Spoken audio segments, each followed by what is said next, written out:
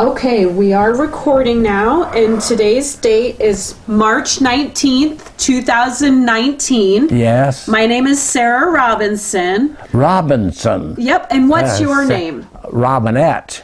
Yes. Clifford Guy Robinette. Can you spell Robinette for me? Robinett, and sometimes E. If you want the E, it's fine, because I'd rather have to. That's my real name, whether they like it or not, because that's another story. I don't want to. I'll Could get you in spell Clifford for me also? Clifford.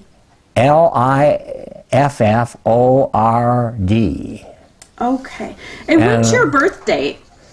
October 16th, 1919 was my date of birth and my birthday. 1919. And where were you born? Des Moines, Iowa, at the Mercy Hospital. And my mother always told me in the wee hours in the morning. She doesn't know what time, for sure. I'm surprised you were born in a hospital and not at home. Yeah, that was common, wasn't it, in those days? Yeah, common to have. And like Ethel's mom, I think she had some of their children at home. You know? Yeah, right, yeah. Well, see this lady right there in that picture, oval picture? Yeah. I can see it from clear over here, just as plain. That's Ethel's mom. Okay. Hazel Whitmore.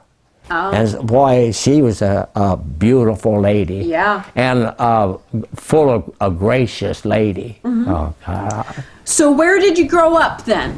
Des Moines. You grew up in Des Moines? Uh-huh. So were you more of a city kid or a... Yeah, I was a city slicker. Really? Yeah. 'Cause my wife was, of course, she farmed, so you see, I was looking up. So what was it like growing up in Des Moines back then? Well, it was pretty...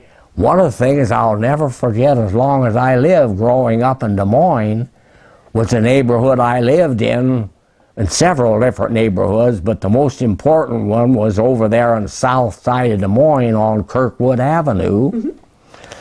And it was just, well, we had everything over there. It was about like Madrid, because we had Italians and German and some French and some, all very a diverse. Nice mix, diverse.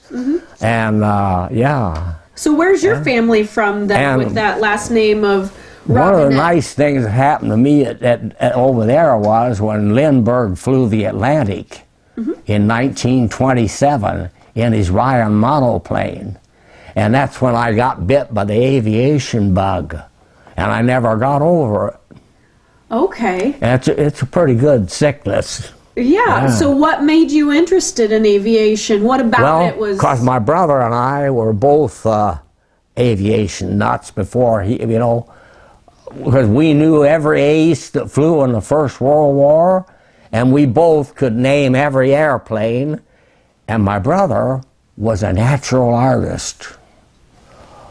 And he could draw an airplane exactly like it looked. Really? And now in the modern day, same thing. When he went on bombing runs and so forth, he made his 52nd bombing mission over Germany.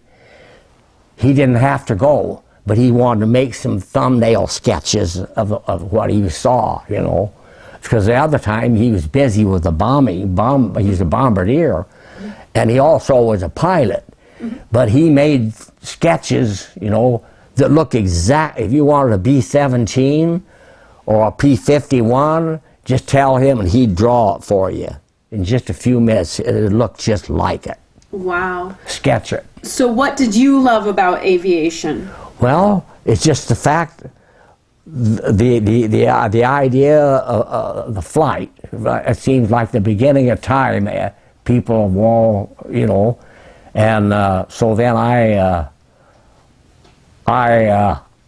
we built models. In those days, the kids in Des Moines and all the other kids in the country, it was the Depression hit in 1929. And boy, there's when it got, from then on, we did everything. I took care of my stuff. You learned to take care of your shoes, because boy, you didn't know where your next meal or your next dollar your family might come. It was a bad time in history, the worst depression in history. But you know, there's some good of it too. We learned independence and reliance, how to take care of ourselves. And my mother passed away when I was only 11 years old. So from that way, so I got, but anyway, it was quite a place.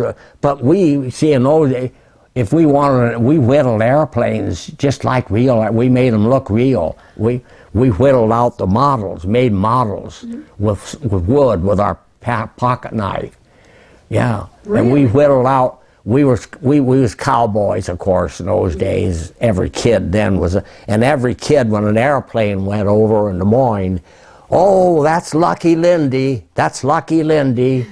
You know, and I was one of them. Oh, that's got to be Lucky Lindy. They called Lindbergh was Lucky Lindy, you see. And every kid, he had an acquaintance with you know, every boy anyway. And so anyway, so I get carried away on some of this stuff, but it just comes. But anyway, we whittled up. We learned to do things for us. We whittled our own toys. We made our own airplanes. And one time, we even put together a go-kart. What we called them back in those days. What'd they call them? Like a box car? A box, soap box. Yes. Soap box. They had the soap box derby in those days, you know, and we built a soap box racer and would race it down the hill at Kirkwood Avenue, and we put airplane controls in it, believe it or not. So it had a stick, and we worked that out, and it had a stick just like in the airplane before they come out with the wheels. Same difference, but they had the stick. So when you pull back on the stick, you'd climb. Well, what we did, we rigged it up with clothesline rope, ordinary clothesline, which is pretty tough, and a broom handle went through the dash panel like that, and just like, and then we had the cable running, or well, it was fake, it was just rope, but we ran it out to the swivel on the wheels like this, so we had it rigged up so that it was on a pivot point, so that when we moved the stick lift, it move that aileron or that to go that way, move that to go right or left. It changed that front power unit. See what I mean? I don't want to talk all day about that, but we did a lot of things like that for ourselves, and we got into a lot of orneriness too. You know, like on Halloween and all that. On Halloween, we did our share of soap and windows, and as kids, you know, just normal American kids. But I remember in those days even, and then we had World War I had been through, you know, and we played like airplanes in combat. We'd run around like all over the school, you know, like going, and we'd pick some guy's name, and we had one of the kids, he was a German boy too, so his name was Kaiser. I'll never forget him. Just good friends and all front of school, but he was the Baron, the Red Baron. See, we knew about all them guys then. And we always, my brother and I and all the other kids, America, America, we're the best. You see, it was drilled into us, America, America. And we won out,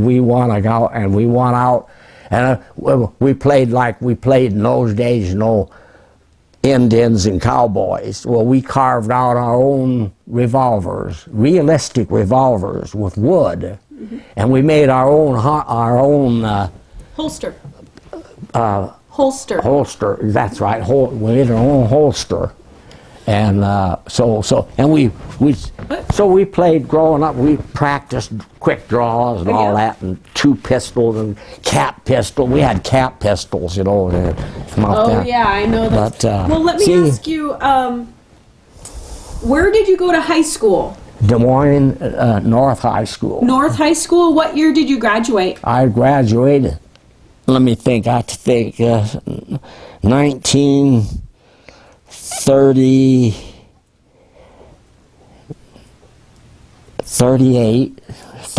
Boy, you got me. I have to think. Wait a minute. 19. I enlisted in the Iowa National Guard when I was still in high school, when I was a senior. And it was 1937, so it must have been 38. When I think it was a third. No, it was it was 1940. Okay, so you graduated in 1940, but you enlisted in 1937 was when I enlisted in the Guard in Iowa at Des Moines. And what was your unit? Oh, I was with Company A, 168th Infantry Regiment of the 34th Division, which is with the Red Bull Division. After they reinstated they reinstated them. They used to be the Rainbow Division, and that's all on my insignia that I have somewhere. You don't have to get up. It's fine. We'll look at it later. I got it all somewhere in there in the back room, but they had my anyway. My insignia.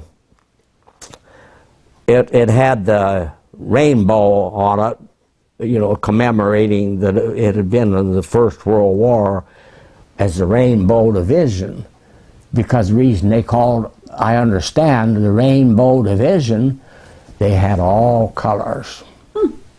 Okay. A nice thought, but that's what America is all about. That's what we fought for. And like the Marine Corps says, we fought for God and country. There you go.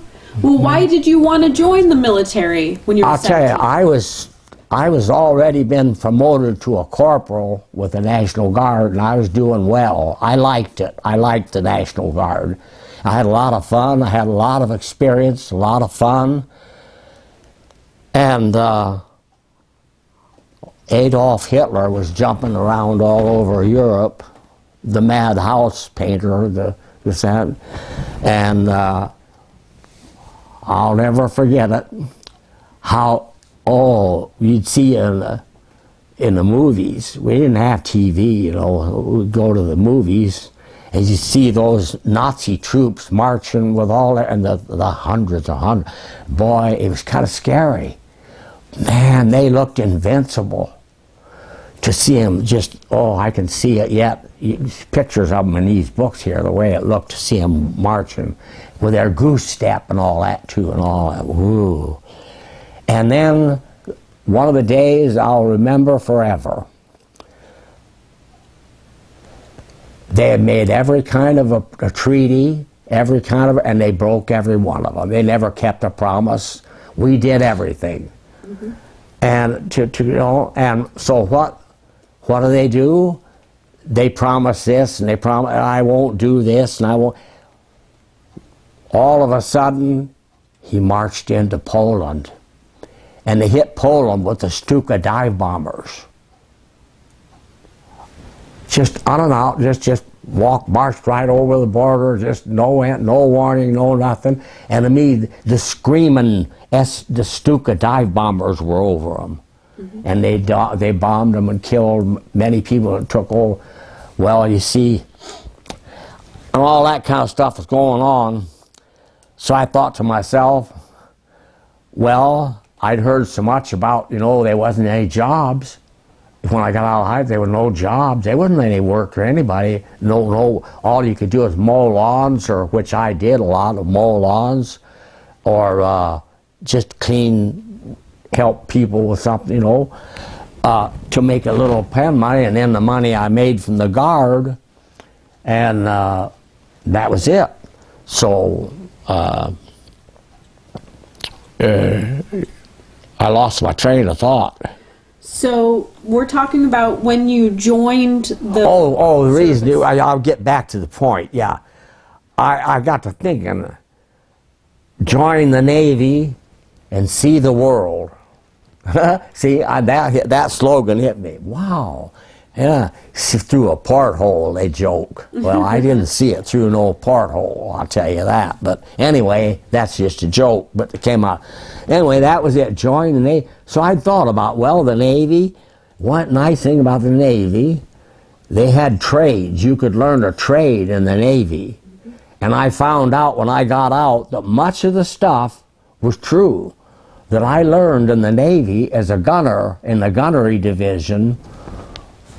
I actually put it to use, some of it, the rest of my life, wherever I worked, in the airplanes especially, and in the missiles, in the I worked in the Cold War also, all through the Cold War, so I really didn't get out.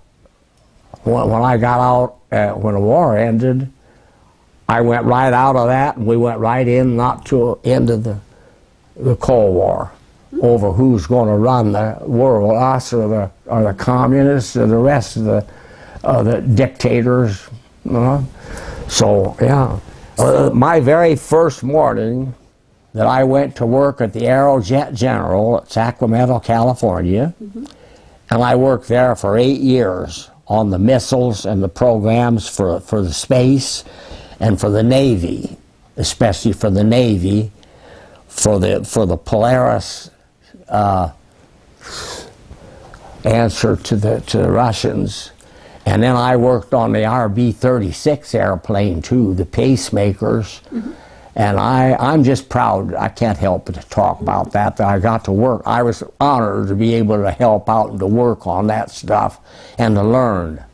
And it's a never-ending learn, never-ending. And anytime, it's a saying in aviation, you never stop learning. And if you ever stop learning, you're dead. And if you get to thinking you know it all, you're dead also. Because you think the more you learn, the more you learn, the more you learn. From this comes something else, and that's the way it is. That's the way research and development. Now, I'm kind of off on a tangent again, but my eyes are an example, and I'm a walking example, and I got to brag about it a little bit. I'm a walking example of what we have done in this country. Thank God we live in America, and we have freedom and liberty, and we're supposed to have. That's what we fought for, and advancement, and I wouldn't be able to see 20/30 now with no glasses and see, And I got 2 artificial toe joints that was put in years ago, and they're supposed to only last about maybe, I don't know, 3 or 4 or 5 years, something like that. It's been 35 years ago, I think. It was something like that I had them. And I've hiked all over the country, miles and miles and miles, to keep from getting old, keep young. And the toes are still working. And I got that, and I got the eyes, and I had several other, see, we wouldn't have had those things. And I have a question I got to ask people, that they don't think that people that fought all these wars were fought in vain. And if they don't, where they think we'd be now if we would have just sat back and we tried everything we could to stay out of war and just let Adolf Hitler go. Well, let Japanese, let them just go. They had the whole thing sewed up. Do you remember what you were doing on the day that they bombed Pearl Harbor? Oh yeah, I was on destroyers then. I had transferred from the USS San Francisco, which was a heavy cruiser division, at Pearl Harbor. That was my first assignment at Pearl Harbor. And then I went over to the destroyer squadrons at Pearl, and my ship was at sea when the Japanese bombers came over. And so we started hightailing it. We couldn't believe our eyes, or our ears, or rather. We were picking up, we started getting reports. Well, we were out on a maneuver. We had a whole bunch of ships out on a maneuver, quite a few. How far out? Well, we were down near Johnson Island, and we were getting ready to make a landing at Johnson Island, we call a, when they send, I got on several of them later, but you know, you black up your face, you put all the gear on, and you go ashore, and like an amphibious assault? Amphibious assault? Amphibious, just like thank you, because I was in it. That's what I'm coming up to. I'll show you a picture here. I'll show you a picture. Ain't everybody knows this stuff. I can tell you things about Pearl Harbor that people never heard of, but it's the truth. Whether they, anyway, here's a picture, and I didn't realize it. I have this picture for this book for years, the story of America. Mm-hmm. And it's just loaded with all kinds of stuff about from the very beginnings of America all through right up to the present day, you know. And now back here, I got it marked here because I knew I might want to. Here's a picture of Pearl Harbor. Mm-hmm. Now I'm going to tell you a story about Providence. This is my ship, sunk at Pearl Harbor, the USS Oglala, on the amphibious. When I went with the that's another story. There's so many stories. That's exactly. They couldn't have been took a better picture. This is not a picture or a photo. It was an artist. It was an officer in the Navy that was there, and I painted this from memory, from what the actual scene as he saw it as it was going. And here's the USS, the Nevada. The USS Nevada was the only battleship that got underway at Pearl Harbor. I'm going to show it to the camera, okay? Sure. So the camera can see the picture? Yeah, I forgot about that. That's my ship that I went to New Guinea on. After we had to raise it up and rebuild it and remodel it and make it ready to go back out to fight. So I went to New Guinea to Lady Gulf on that ship with the amphibious forces. And I have to brag a little bit again. That's okay. About General MacArthur. Okay. They can say all they want about General MacArthur, but if it hadn't been for him, we might have never won the Pacific War. Because we lost so many men at Buna. They were trying to take the airstrip, you know, away from the Japanese in the New Guinea campaign. And we lost quite a few men. Well, we didn't do quite about Hollandia. We were at Hollandia, and we went in my very first time we got into an amphibious with the Oglala was when we went into Milne Bay, New Guinea, right at the very southeast tip of New Guinea. It looks like we called it the Hen. And when we moved up, like from Milne Bay down here, we moved up the back of the Hen, because it looks just like a guinea hen. And yet it's New Guinea, but it looks like a guinea hen too. Isn't that something? Now, nobody but a nut like me would ever think of that, but maybe not. But that's what, if you get a picture of New Guinea, you'll see what I mean. And so Hollandia was right on the way up, so we went from Milne Bay, when we got down there, went on up to Hollandia, and it had been a Dutch mandate. Well, that's where it got its name from. Hollandia and Holland. It was Dutch, and I figured that out. And in New Guinea, Oh boy, that was some deal. We had, we met many natives. What was that Oh boy, that was fun. I met a man of New Guinea. I got a picture of a fella in one of my geographic, looks just like him. And I'll bet you most of them people were fairly small, you know, not huge. This guy was different. He was a giant. Wow. That beam there, oh, he wasn't. Oh wait, you can't Boy, go too far. now Dan, he was taller than Dan, I'll bet. And Dan's, I think, 6'3". Wow.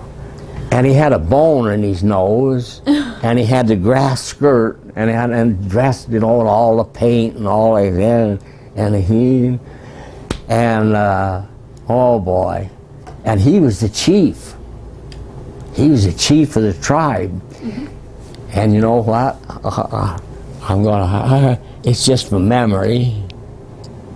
We used to get a kick out of those guys, and they learned to speak Pidgin English, we call it,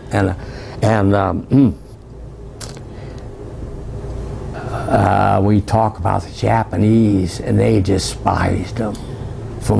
At that day, you know, it's different now, but I'm going back in time. And boy, of course, they were on everybody's list, you know, and he grinned from ear to ear. And you know what he said when we talked to him? He said, "Long pig." Again, long pig. That's when they ate people, when they had still been cannibals. If we put that face, long pig. No, they hated him that bad. Yeah. So let me ask you this: what was your job in the Navy? I was a gunner. Okay. A gunner's mate, they call it, a gunner. I worked up from a seaman. I went in. My commanding I got to tell you another story. My commanding officer in the destroyers, oh, what an ace. He was Lieutenant Commander Robert M. Mac McKinnon of Des Moines, Iowa. I almost forgot that. And I talked to him one time up on the starboard side of the bridge, and when he came aboard as commander, he was one swell guy. He said, in the morning, he says, I'm only going to ask for one salute. If you see me, you salute, I'll salute back. But see, the rest of the time, if you see me walking any time around the ship, hi, Captain Mac. You call me Captain Mac. And that's what was the name of the ship? The USS Dorsey, TMS-1, Destroyer Mine Sweep 1.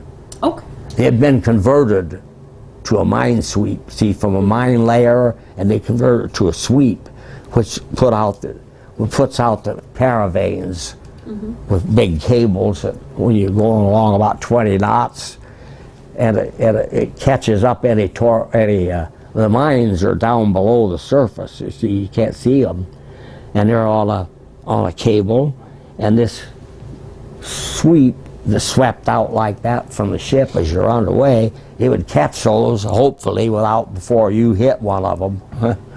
That's the first thing we had to do, and it would get them mines all up there, and then we could take rifle fire and shoot blow them up before they wouldn't do any damage, or they just bump each other and go off themselves. But now, I bet that got pretty hairy. That's pretty dangerous. Our first assignment, believe it or not, well, that was after we got into Pearl Harbor. Our very first assignment was to go down to sweep the channel and Hilo, Hawaii, the big island. And that was quite a trip to go down the shore to get the real rough ride. It's real rough on a destroyer, you know.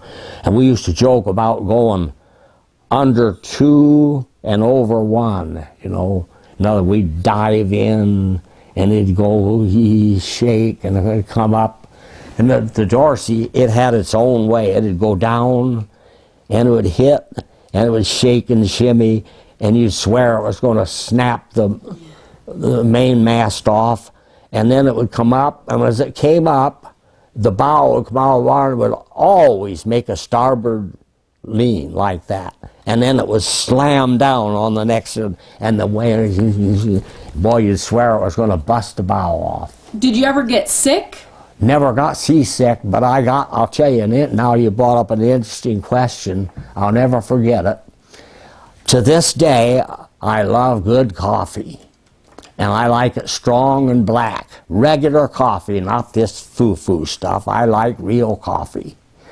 And every sailor aboard ship had that's the Navy, every sailor aboard had every group, the gunner's division, the gunner's gang, we had our own Joe pot in the gunner shack. And all the other ones, the fire controlmen, the end, they had their own. So, anyway, we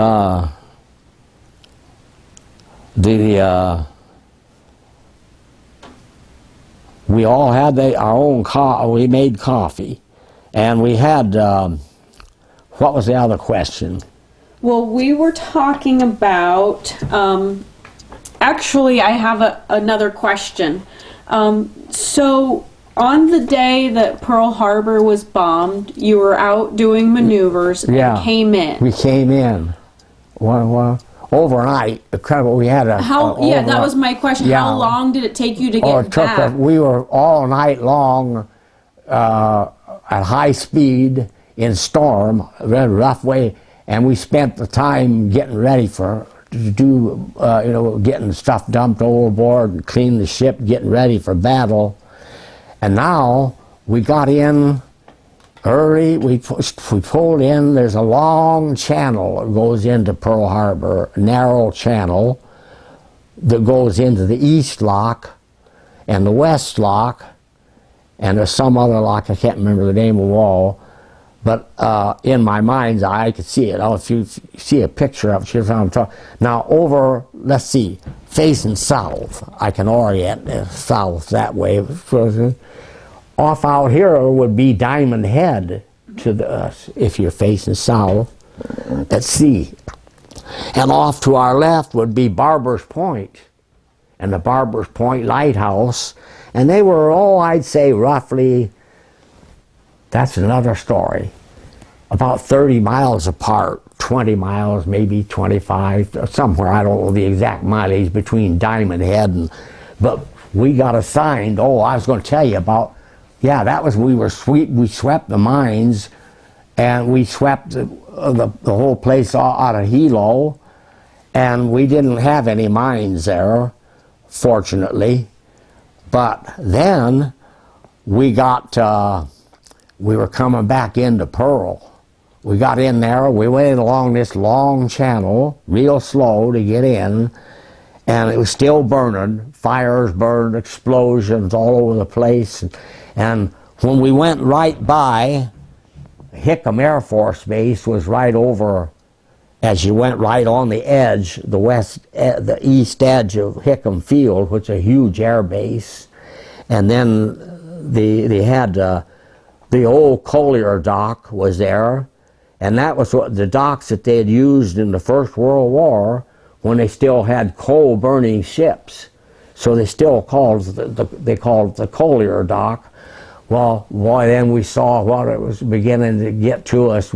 They were bringing all the bodies to the Collier dock, and they had the Collier dock stacked with bodies. They were picked up and bringing near Hickam Field. And Hickam Field had been shot to a shambles. Not a plane got off the ground hardly out there. And the men got shot up and strafed and killed, and they were trying to get the airplane engines out and anything they could get, and they'd lose their life. They'd try to take off, and one of the fighters would get them, and then we were coming into Pearl, and I remember I was below decks, and I walked to get up topside at that time, you know, and our ship's doctor, he was up there, and I saw him. He's he was like from here to that wall over there for me as I was coming up and down the deck, and he said, and he pointed. Oh, I put it together. Submarine. Sure enough, if we hadn't have stopped, we had a submarine, a two-man sub. There's something people there were more of them got in there than people believe. They sneaked in. That's another story. Anyway, they were in there, and to our knowledge, or to my knowledge, they never torpedoed any ships. They were kind of being in there spying. So they were in there months before, maybe for months. I'll tell you why I know that too later on. But anyway, we got up to a place called Hospital Point. It's just before you break out of that channel it's like a big lake, you know. It's just a big old lock they call it, where the battleship row was, and the Navy Yard, and all that stuff, and Hunter's Point, and the whole, not Hunter's Point, I'm mixed up with California. Anyway, we got up there, and the doctor, he told me, I can't remember his name, so I stood stock still, because we didn't dare to take a step, because there was a submarine, which we knew was there. They'd hear it through the water, through there, and so everybody just stopped there. We shut everything down, shut the engine, stopped dead still, just stayed there. Nobody moved, nobody breathed. All of a sudden, here comes the USS Conningham. I believe it was the Conningham. It could have been, and it came along at high speed and rammed that sub. That sub was off our port bow, no further than maybe 150. Oh, as close as from here to that house down here closer. And he was just sitting there waiting, and when we came in, boom. Now I'll tell you an interesting story. Another story about Pearl Harbor that people don't realize. The USS Nevada, as you saw in this picture, was the only battleship in Battleship Row that got underway, that was able to get up enough power and steam in a sinking condition though. They'd been hit, and they were sinking even at the same time that you saw that picture of the Nevada. Two near misses near the stern. What happened? The Nevada may have saved the day for us too. Because tell you what happened. When they got out of the lock and out into the mains to head out, they were just before you head out to get into the open sea, you're still in the green water, you know.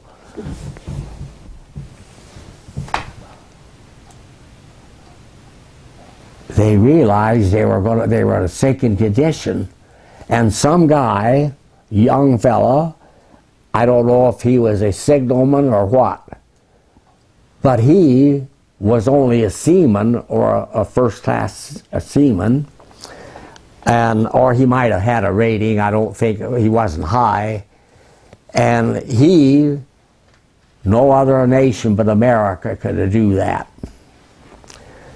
He took, the commanding officer got killed of the Nevada, was hit by one of the bombs that was bombing them and on the bridge, and it killed the commander, and this guy took over. He run right in there and he took over right now, and he knew that they were going to sink right there in the middle of the entrance, and he ordered the ship, here I'm yelling again, I got to talk with my, he ordered the ship, it's almost like I'm there, if I did the same thing. He ordered them hard hard rudder left, and it's going south. Here's Barber's Point. Here's I can't remember the name of that place. I used to fly over there. Anyway, we turned the ship almost broadside, and see the streams going that direction, say. He turned the ship as near as he could that way, and then he put full speed astern. Full speed. And he backed that Nevada at high speed so it ran up on the beach like that. The ship, the bow was down in the deep water here with the guns still pointing up out of the water. The forward, I can still see it today. Every time we went by there, I thank God that happened that way, because otherwise we wouldn't have been able to even got a small boat maybe out of that harbor, because it would have blocked the whole. It would have blocked up the whole. We couldn't have got the ships after we raised them up. We couldn't have got them up and got them out to sea, because it would have been blocked by the Nevada, and being completely sunk, it wouldn't have been an easy job. We probably maybe it'd have been months and months before we could have ever got that. The reason I say this is the only reason most of our battleships sunk. They wouldn't have sunk maybe if they would have had watertight integrity set. It was a Sunday morning. Nobody ever dreamed it was a sneak attack, unprepared. They didn't have conditions set for watertight compartments set. They only had skeleton crew aboard. They were all over on Liberty, over on weekend Liberty on a Sunday morning. On Liberty, and so they couldn't set conditions for watertight integrity, so they just sunk right there. Luckily, the harbor overall, Pearl Harbor, is only about 50 to 55 feet deep.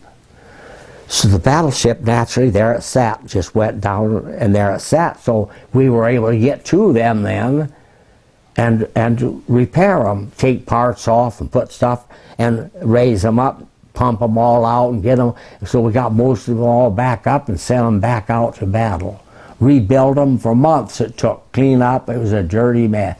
Clean up, oh, I'll tell you something interesting. And I found it only about 20 years ago, or down in Texas. And I show you about, I walked into a magazine rack there in one of the stores, and I got to looking, and I saw this book sitting there, and it said, the title of it was, I looked at it, it said, Trapped at Pearl Harbor. I didn't pay it much more attention. You hear so much about stuff. So I thought, hey, I'm going back. I grabbed that book, and I started looking through it, and here was Bill Davenport's picture. And there he was, and it was him, and I bought that book right now. Boy, I bought it. And I got it somewhere, and I can't find. Well, anyway, now, to get back to my story. This was some days later, they got the guys all out that was trapped in the Oklahoma. The rest of the crew died with the ship. They went down with the Oklahoma. They're about, probably 1,100 men, I'd say, pretty close to that, almost. I can't remember the exact number on the Arizona. I got a picture of the Arizona over here. Oh, don't get up. I was going to show you. It's okay, I can see it. There's the Battleship Iowa when I went aboard the Battleship Iowa. And on the #1 gun station on the big 888-inch 14-inch gun they were, and that's the flag that's flying over the Arizona right now, that big flag there. And the reason it looks the way it looks is because they took it looking up at it like that with the camera. Okay. So you're seeing it, but that's on that flag is the actual flag flying over the USS Arizona. That was a lucky hit. it blew up the magazines when a bomb went down through and blew up all the forward powder and away.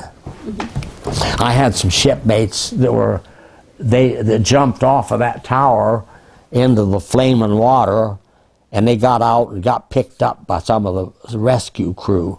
Many of them were burnt terribly, and some lost their lives in the fires on the water alone. Well, anyway, we're getting things cleaned up. I can't remember how many months later, quite a while later. Did you stay in Pearl Harbor that whole time? Yeah, I stayed there after that, we did Circle Easy patrol all around the Hawaiian Islands and air-sea rescue. We did everything, air-sea rescue work. And anyway, back to the scrap. One of the guys, I'd gone over to the Naval Air Station that day, and I had been flying. I went out on a flight with one of the Navy planes from Ford Island Naval Air Station, or a torpedo, practice torpedo run, on a TBF Avenger, or TBM. And anyway, I round up later on that day. I had plenty of time. I had liberty, plenty of time. So I went over to see how things were coming along with getting the Oklahoma brought back up right. They had it up on its side, and they pulled it up with cables from the shore, and it just kept cranking, and then they had flotation to help them to get it up. Well, anyway, one of the guys, the West Virginia. The West Virginia was pretty well protected from torpedoes, but it took some bad bomb hits from the dive bombers, because they could come down straight, see, like that, and dive and pull up. But the torpedoes couldn't get them because the Arizona and all that was blocking it. They took the motor. But anyway, they got hit mostly, but they got hit pretty bad. And one of the bombs went down through 3 whole decks of that ship and didn't explode. Oh boy. Jack straws. You ever heard of the game of jack straws? Well, you could have set this whole house in the damage, in the whole easy. One torpedo. And wreckage and damage every which way, bombing all over, and that bomb had gone down, and there it was. And it hadn't gone off. It could go off any time. So they got a handle of it. That's a P-38 Lightning American fighter plane, one of the best in those days. Okay. Well, I did that, and I'll tell you what I did. I had a screen set up in the mess hall, and is maybe the size of that wall over there, almost, that little wall.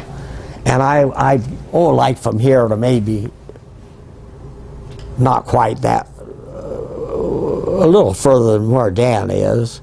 I had a table set up with a flash, a quick flash, and I had a lens on it that I could set for just to complete still, like I said, a still, not even move, or I could put different speeds on the shutter.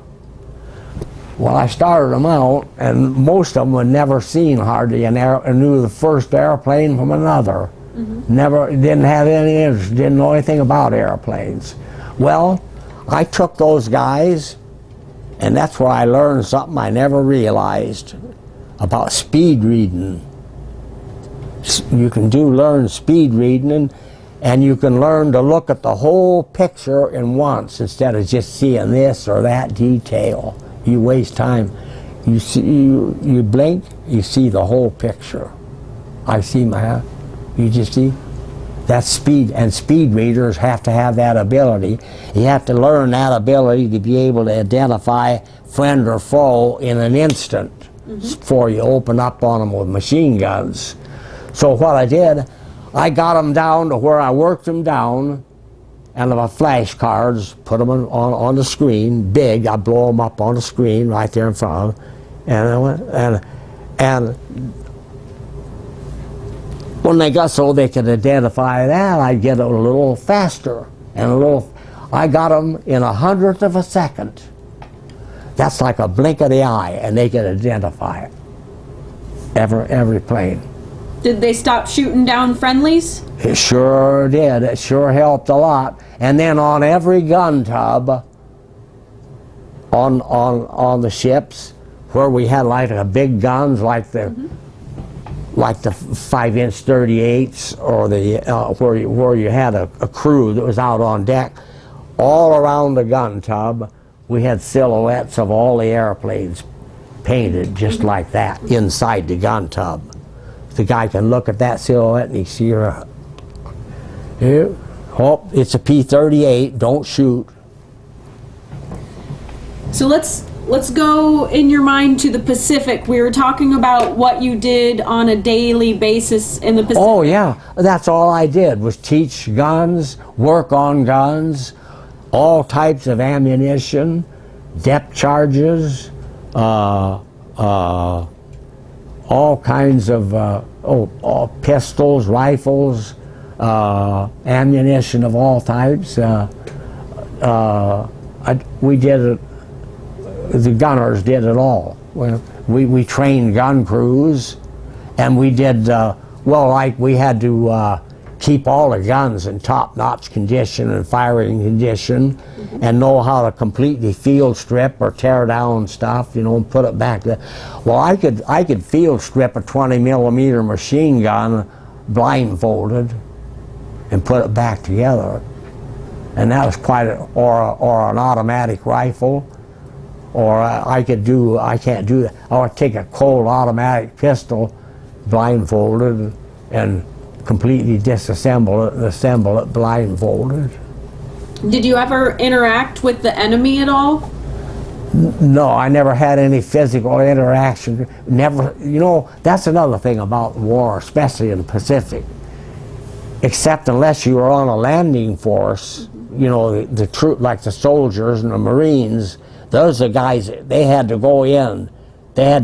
So we got them there, and the LSTs and the LN, we got them in there, but they had, and then we had to get them back out. So,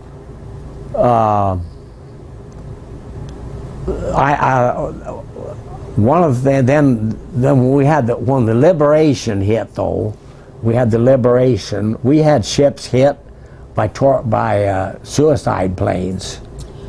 A lot of suicide planes came over in the latter day. It was getting toward the last days of the war. See, then by the time we left New Guinea, we had broke the back of the Japanese Navy at Midway.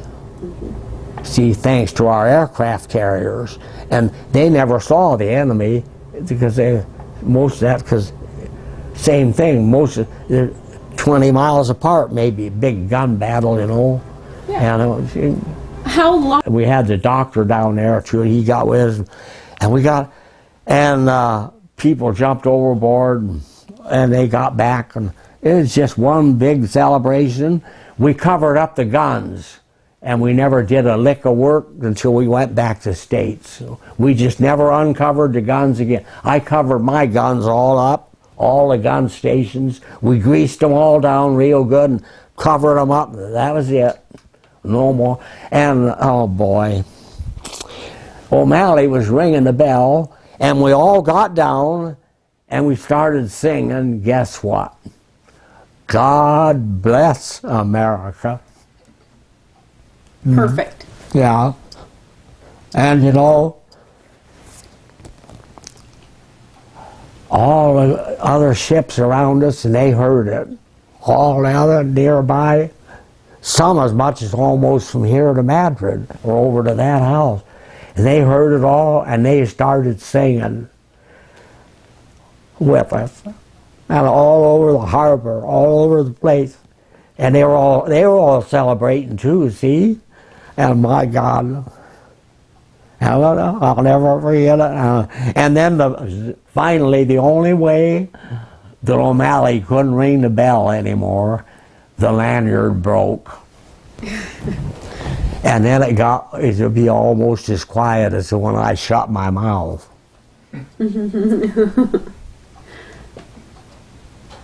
Real quiet. The bell quit, except then the singing was still going on, but the bell, that bell noise was still going on.